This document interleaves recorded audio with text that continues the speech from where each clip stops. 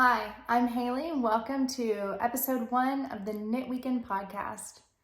I don't really have a catchy intro yet. Maybe we'll work that out over time. In the meantime, this is just a space where I plan to nerd out about knitting, tell you what I finished, what I'm working on, and what's next, really. So I'll just start with a little bit of an introduction. I'm Haley. You can find me on Instagram and Ravelry as Knitweekend. I am in Nashville, Tennessee in the US. I live with my husband and our 2 pets, our cat, Sweet Georgia Brown, also known as Georgie, and our dog, Buster Brown. So, yeah, that's a little bit about me. During the day, I work in banking, and then on the weekends, I like to knit, hence the name Knitweekend. I have been knitting about 2 years now. Found it during the pandemic, like most people, as a way to get rid of my anxiety while my husband watched all 9 seasons, now 10, I think, of The Walking Dead. Just needed something to do with my hands to get me through those zombie scenes. And that's how I got into knitting. I am self-taught through YouTube. I feel like I'm rambling on. And so it feels fitting that YouTube is a place that I come back to now.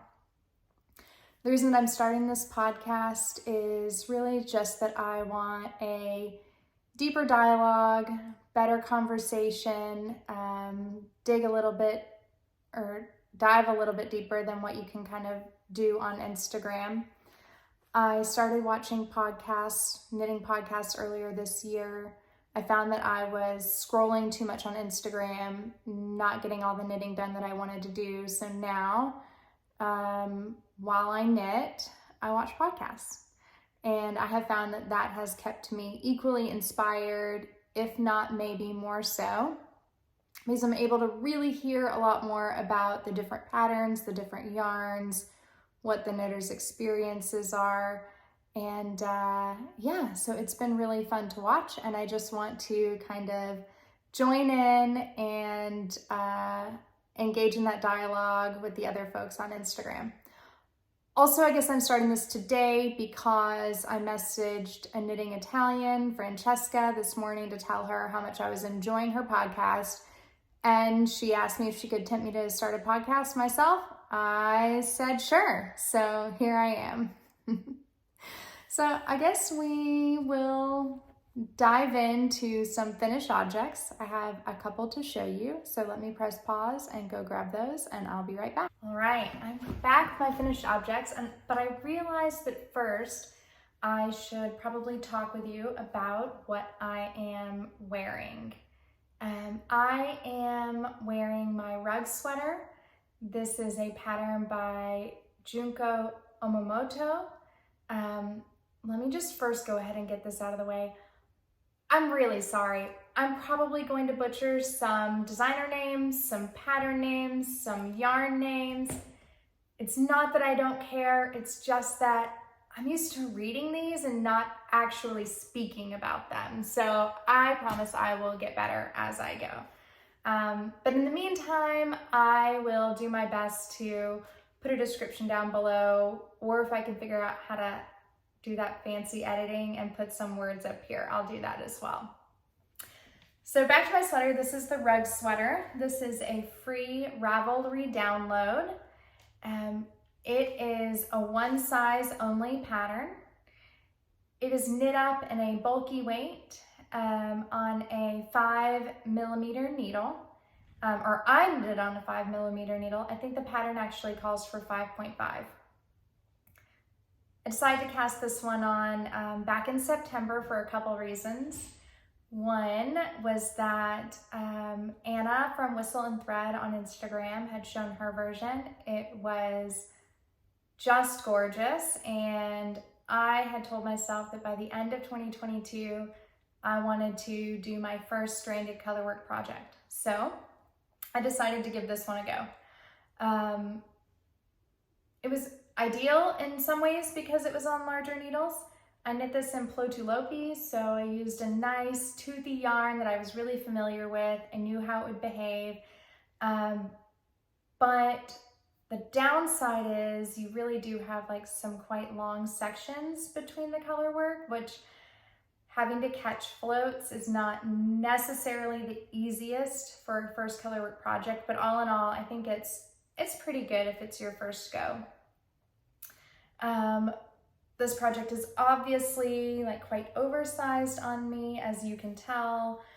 That is the design and the look of the pattern, and I just happen to be a really petite person, so most things that are oversized are going to be really oversized.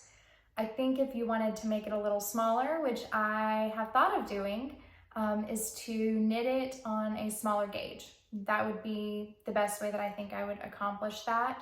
And I think the pattern really needs like a nice kind of toothy yarn. I probably wouldn't attempt it in a superwash yarn. I'd probably stick with something that's quite woolly. I do love it though. I wear it all the time. I get tons of compliments. It is a great sweater to snuggle up in. One of the pattern mods that I've seen some folks do on Ravelry that I think is pretty cool, it's got a quite low split for the sleeve, so you know it's not great with jackets, but I've seen a lot of folks kind of split it up a bit earlier in the color work. Being a first-time color work knitter, I wasn't going to think through how to handle those charts, so I just stuck with the original pattern, and I've been actually really pleased with it. So yeah, so that's my rug sweater and my first color work. All right, on to finished objects. If the light goes in and out, that is just because we've kind of had a partly cloudy day here, and I chose the room with the best windows. She's determined to be a part of this podcast. I chose the room with the best windows, but that also means we're gonna be subject to the clouds. So we're just gonna roll with whatever the cat decides to do. Really excited for this one. It was sort of a masterpiece, lifetime knit list object. I cast this on January 3rd, so it took me 7 or 8 weeks to finish it. I think it's the longest that I've ever worked on a sweater. I have a really sweet knitter who lives about 1.5 miles from me. She's the only other knitter I know in real life, I think. And we both wanted to knit an all over cable sweater. So we got together on January 3rd and cast on for 2023. So first cast on, not first finished object though. I did have something much more simple that I finished in between, but this is my Urus sweater. I think that's how you pronounce it. I'm not going to even try to pronounce the designer name, but I will put it either in the description or on the video. It is a Danish design. It is knit from cuff across the front and back to cuff, and then you pick up the bottom hem, which is a lovely 2x2 long hem, and then knit that. It was not the easiest pattern I have ever knitted.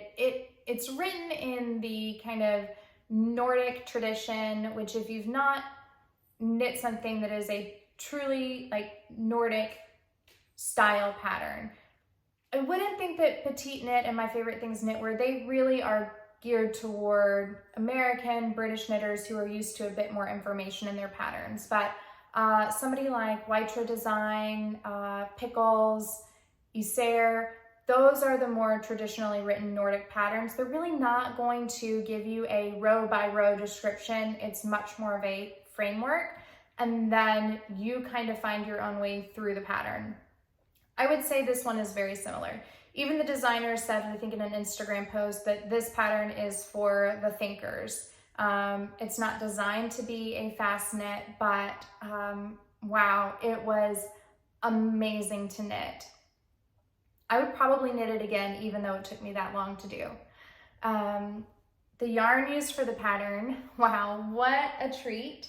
This is my first time knitting with this yarn because it's really not easy to find stateside. But it's a yarn that I wanted to knit with for a long time. And when I saw this pattern and saw what yarn it was knitted with, I just had to get it on my needles. So this is a little crinkled. I'm sorry, I put these in my skeins or in my balls when I wind them up. See if I can get that to focus. Okay, this is, oops, gonna be in reverse, isn't it? Yeah. This is the Hjleholt's Uldspinderi in Denmark. And this is their, and the English translation would be the craft yarn. So this is Falklands Merino and Gotland wool, and it's an Aran weight wool. This is a woolen spun yarn, so it has a lot of air in the fibers, and it's a two-ply woolen spun yarn. I don't think it's gonna really cooperate with me on the focus. There we go. Okay. So it's a lovely yarn. I've knit mine in the color Camel. Let me see if I can get it to focus on the label for you too. There, that's a little bit better. No. Okay, we're gonna work on that. It'll get better. We'll get better over time. I knit this on 7mm needles. I don't know that that was the best option. She gave 2 gauges in the pattern, one for a stockinette gauge and one for the gauge in the cable one. I knitted both. I got the stockinette gauge on 6.5mm needles and the cable gauge on 7mm needles. I think that's probably because I tend to knit cables at the tips of my needles and I don't use a cable needle. So I just, slip the stitches off, hold them either in front or behind, and then put them back on in the order that they're supposed to be.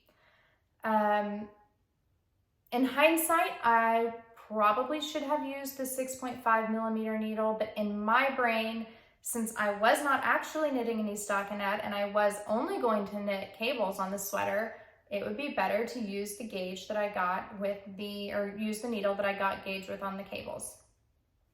It's okay. It ended up being, I think, 3 centimeters wider and 2 centimeters longer than the pattern suggested. I did have, so I should mention, it is another very oversized pattern, kind of like the rug sweater. I'm sure you can tell just how large it is. I did have one particular challenge. I feel like this pattern is probably designed for somebody 6 inches taller than me. The sleeves were quite long. What I ended up doing was a bit of surgery because I knew that I wouldn't wear it with the sleeves as long as they were. I went back into the sleeves, took off the cuff, because remember it's knitted cuff to cuff. So I took off the cuff, took out a full repeat of the cable pattern, and then re-knitted the cuff. That gave me about 4 to 5 centimeters less length in the sleeves. It's now in a place where I can wear it. Actually, I wore it yesterday. It was a chilly day and I got a ton of compliments. It's a very dramatic, oversized look with a pair of skinny jeans. So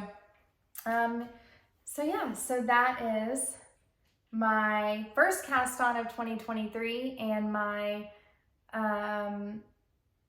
actually it's not my most recent. I was gonna say it was my most recent finished object, but it's not. The next one is my most recent finished object because I just finished it right before I started filming. So, but if there's anything that you wanna know about this sweater, because I know it's a new design, a lot of people are interested in it, but have been a little bit intimidated to take it on, please leave me a comment below.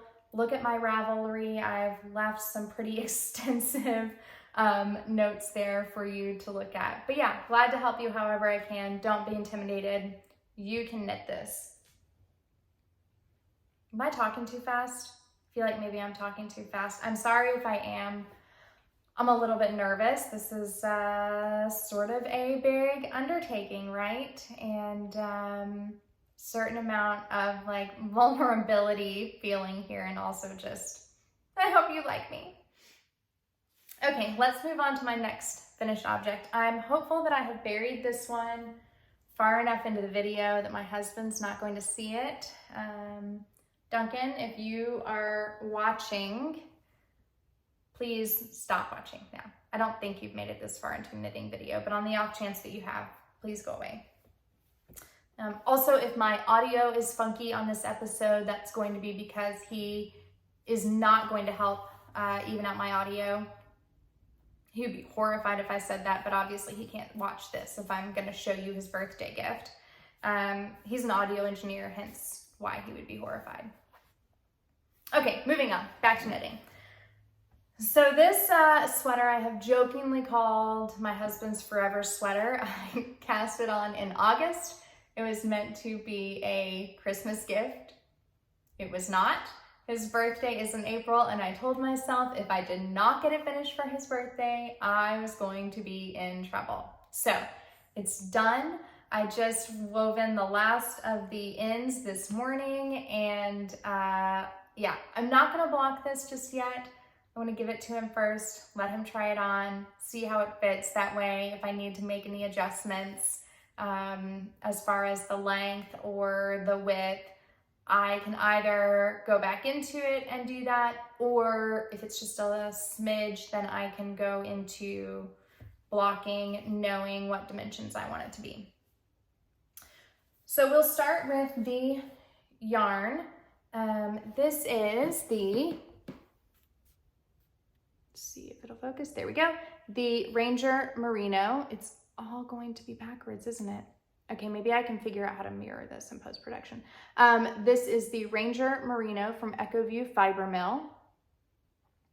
And this is a DK weight yarn. This is 90% merino and 10% Rambouillet wool. And the recommended stitch gauge is 21 stitches. Needles 3.75 to 4.5. So when I was trying to pick out a pattern for Duncan, I kind of asked him what he wanted, and he has this one sweater that is so well worn, I would say worn out, that it is almost, I mean, just felted and stiff to the touch.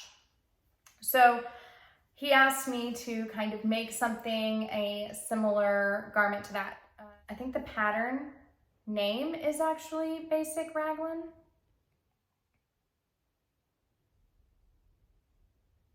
Let's see, yes, okay. Sorry, I'm looking at my iPad, I'm looking at the pattern. It is in fact titled the Basic Raglan. If I'm not mistaken, it is another free Ravelry download. I knit this, well actually what I did like about this pattern is it is unisex. It does offer suggestions for waist shaping if you'd like to do that. Because I was knitting this for a man, I did not do waist shaping. All right, so this is pretty simple, just a little 2x2 rib. The raglan is a 2-stitch raglan. I don't have actually a whole lot to say about this sweater. I think the hardest part of this sweater was figuring out the size, because Duncan just didn't try it on. And then I thought, wait a minute, I can just pull the sweater that he likes and I can measure there. I suppose that should have been obvious and that I should have done that from the beginning. And then he would have never had to have known about it. But he does know about it. And he does not know that it is finished. He thinks it's just kind of over in a whip pile somewhere. The only thing that was a little bit weird about this sweater for me is that it involved a wrap and turn short row style. It was my first time knitting those, and I have to say I was not super successful with them. I much prefer German short row. This sweater, the rug actually used a Japanese short row. I like that better. My wrap and turns were awful. They were gapey, it left a giant hole, and unfortunately that hole would be like right here on the front of the neck on this garment. So yeah, so the hole I think ended up being like right here. What I've done is just gone back in with a duplicate stitch. I think it's also called Swedish darning, but I didn't like use an official technique. I just used the same thing that I do to weave in ends, which is do a little duplicate stitch work along the collar here, and that closed up the hole quite nicely. You can't see it. The fabric is a little denser there, but I think when I block it, it will be just fine. But it's the first sweater that I've knit for him. I've also knit him a pair of socks. I am a pretty selfish knitter, if I have to admit it. I also just don't particularly enjoy knitting garments for other people or anything that has to be fitted. Socks for other people is hard too. But anyway, yeah, so that is Duncan's forever sweater, forever no longer. Now I'll have to have him pick out the next sweater that I'll take 8 months to knit for him. Yeah, so those are my 2 finished objects. Yeah, 2 finished objects. I don't have any more to show you right now. But I do have some cast-ons. So let me kind of get myself together and reset. I'm sorry, not cast-ons, whips. Let me kind of get myself together and reset, and then I'll show you what I'm currently working on. So I have 2, possibly 3 whips right now. I'll tell you why that's possibly later. My first whip that I will share with you, well, maybe I should start with yarn? I'll start with yarn. Okay. We have, Nashville, Tennessee, the South in general, not really known for knitting and wool production, right? But we do have a small little Middle Tennessee Fiber Festival. And so I went to that last year. I said I was only going to get 1 sweater quantity of yarn. I got 2. Who's surprised with that? But the yarns were so special, I just could not pass them up. I love a really woolly, rustic yarn. And this yarn is that, but it's a little bit lighter. It's a sport weight, and I am using it for like a little bit of a spring cardigan, I guess. So let me show you this. This is a yarn from River Cottage. It is a gorgeous 3-ply yarn. So that's 3 different natural colors of yarn there. So it's a dark brown, a light brown, and a white. Is that going into focus for you? There you go. Sorry, it keeps on wanting to focus on my face. Yeah.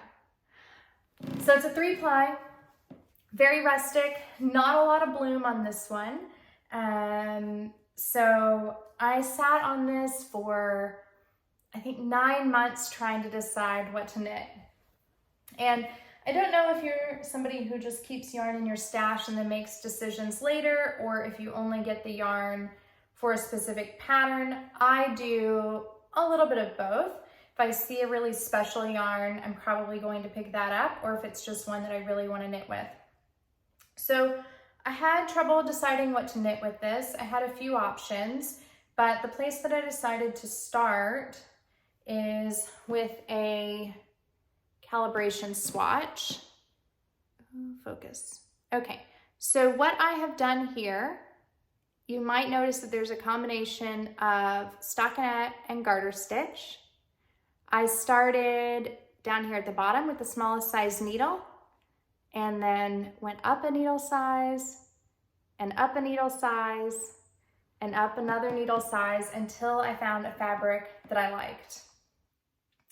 I had 2 in the middle that I liked the fabric of, so I went ahead and knit a full-size swatch with each needle size.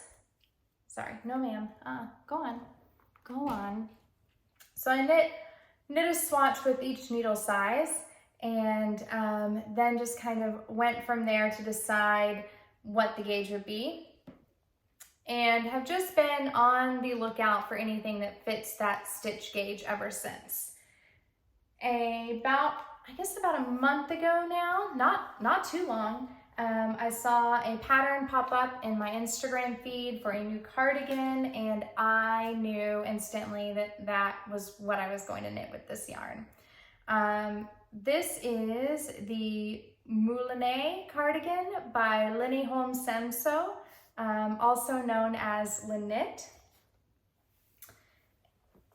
And so I have gotten a good way, hold on, the cat has the sweater, let go.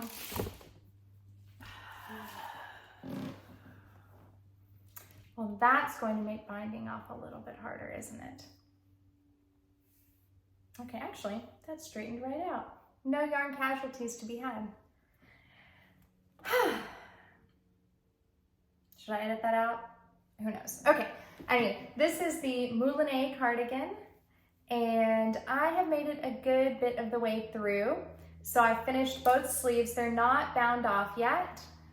You can tell that here. Yeah, there you go. So they're not bound off yet. They're still on my little cords. That is because being a petite person, I often find that I have to modify the length of the sleeves and the body. So generally what I do is I knit the body to where I think it might fit, knit the sleeves, and then I do all of the rib at once, and then I go back and do all of the bind off at once. So that's why my sleeves are done but not bound off, so not entirely done, I suppose. And now I just need to decide if I'm going to add some extra length to the body before I go into the hem there. I'm going to do a try on after this and see what I think. But this cardigan, what drew me to this cardigan was hands down the shoulder construction. Not going to give too much away because it is a paid pattern, but it has the most gorgeous tailored shoulder construction I think that I have seen in a cardigan. Let's see if I can get it to focus for you. So it is, can you tell? It just has some really gorgeous lines there. If I notice that didn't focus, I will try to go back in editing and add that in for you because I really want you to be able to see it. That is like the best part of this cardigan so far for me, and the construction and how it was knit was really fun. So I am knitting this on 4mm needles, and yeah, I think I probably have maybe another week of work on it. I still have to finish the body and then pick up the button band. It is a double knit button band, which I have not done before. So that will be interesting to see how that goes. Not the biggest fan of button bands. I mean, who is? But they are a necessary evil when knitting a cardigan, right?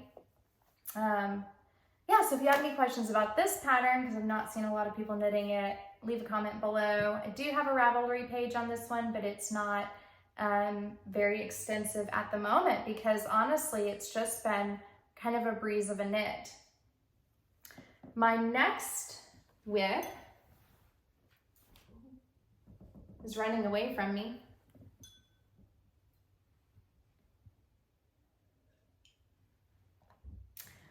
My next whip is definitely social media and podcast influenced.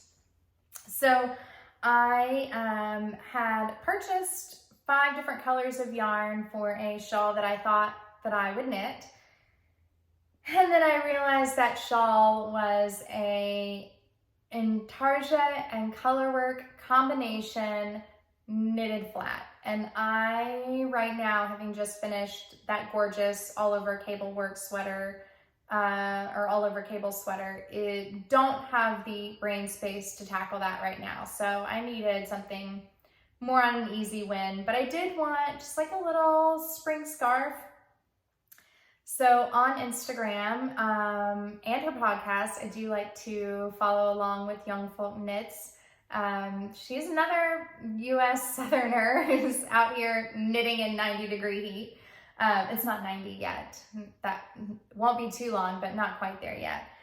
Anyway, she had posted her version of this on Instagram. The minute that I saw it, I immediately saved it and said, I'm knitting that. So this is the Vertices Unite shawl. I am knitting the scarf version. The pattern comes with two different versions, a scarf and a full shawl, but I really just want a scarf for spring. So I have started.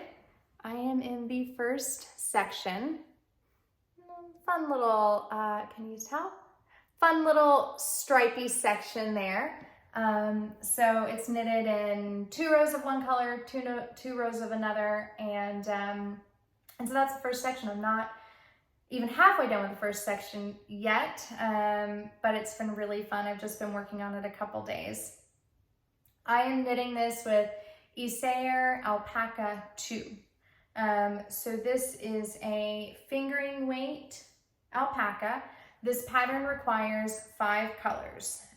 So my colors for the first section are here, and those are 2 neutrals. I am going for like a neutral spring vibe here, soft colors, not a whole lot of high contrast. I do have yarn for a fall version, which will be more bold and high contrast, and the larger shawl. I say I'm going to do that in fall. We'll see if I did it or not. Anyway, so colors 1 and 2, or A and B, I think it is in the pattern. And then my other 3 colors are here. And this is where the true, I think, spring vibes start to come in, right? So this is E0. This is just a natural white. This yarn is, as I said, fingering weight. It's 50% alpaca and 50% wool. So far, the colors that I've knit with, if you have ever used linen quill from Pearl Soho, these 2 colors that I've started with are very similar. They are both natural colors and have a texture that's very similar to linen quill. These others so far seem to be a little bit softer, than the natural colors that I'm working with. So this lovely one is the peach colorway, but really it is quite a bit pink, I think. And then this one they call straw. Again, I don't know that this is, it's color number 40. So maybe your yarn shop labels it differently, but this is color number 40. And it's this lovely spring green. It's a bit more chartreuse, I think, in person than what's showing up here on camera. But in any case, I am so looking forward to this little spring knit. This yarn is very soft. I've not knit a whole lot with alpaca, just one other project. So it's fun to have something a little bit different on the needles. I am knitting this on the suggested needle size, which is 3.5. And so I don't really have a whole lot to say about that one yet. I am excited to get to the next colors though. Anyhow, so those are my 2 active whips. I said I had 2-ish, maybe 3 whips, and that is because I am sending this sweater back to the whip pile. This is the 3 Days cardigan, and I can't recall the designer's name off the top of my head. I knit this last year around this time, so I will put it somewhere on the video. I did short sleeves on this one. It's a pretty basic sweater, kind of similar actually to, you know, like the Cumulus blouse. It knit up very quickly. I think I knit this on 4.5 millimeter needles. And yeah, it's a great little sweater.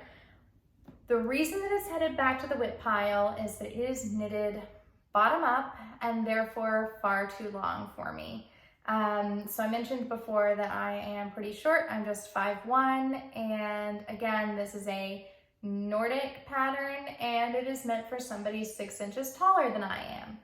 So I need to take off probably a good 3 to 4 centimeters. I'm going to take it back a full button row or button length and see where I end up on this. So I think what I can do, it is knitted bottom up, so it's going to be a little bit of surgery, but I think I can just take it back to the second from last button. The hem on it is a rib hem. I actually don't like that. It causes it to splay out quite a bit. So instead what I'm going to do is, once I take it back, I'm just going to immediately bind it off with an I-cord bind off, like it's done in the Cumulus blouse pattern. The way she does that in the pattern, she kind of makes a recommendation that allows it to cinch in slightly, not too much, but slightly, rather than flare out. So I really liked that, and I'm going to use that technique here as well. And then it will, even though it's on an autumnal hue, it's knitted, it's knitted in the Knitting for Olive copper soft silk mohair. The way that I came about this yarn, my friend Lauren from Blizzard, I think Blizzard Knits on Instagram. Anyway, I get to call her a friend because we've actually met in real life now, which was just so fun. Anyway, she purchased this color. I purchased like a gray blue, and neither of us were very satisfied with that color for our skin tones. I saw her post her dissatisfaction on her Instagram story and immediately messaged her and said, hey, I've got the same problem, let's swap. So we swapped yarns. I got the copper, I do love it. It's a gorgeous sweater. It is autumnal, but I wear autumnal all year because it's just a color that looks good on me. And yeah, so I'm excited to make the changes that I want to make to this to get it to be something that I want to wear more frequently. I think my experience on my recent cable sweater, having to go back into the sleeves and make adjustments, has made me realize that it's really not that hard. You just have to talk yourself into it a bit, and it really is worth it to get the garment to a place where you love it and want to wear it. So anyway, hope to get this done soon as well. I don't have any acquisitions. I'm honestly not a huge yarn buyer, but I have been on a particular mission to knit through all of my sweater quantities by April, which I have succeeded with one exception. I do have a bulky weight yarn that is just not going to be suitable for spring knitting. So that's gonna wait until fall. But the reason that I'm doing this is because in April we're going on a trip and there will be lots of yarn acquisitions on that trip. Yeah, I don't know that I'm gonna be taking any clothes because I feel like I'm gonna need room for the yarn to bring that home. So in any case, no yarn acquisitions, but what I thought I might do is do a little mini podcast and kind of show you what I have in my stash. So I'm not gonna put this on this video. I'll film that separate. If that's something that you're interested in, I hope you will watch. I guess I just want to end by saying thanks for hanging out with me for a little bit. I hope you enjoyed this. If there's anything that you want to know, would like to see, please comment below. If you've knit one of the patterns that I'm working on or have worked on, I want to nerd out with you. So yeah, so let me know. And we'll talk soon.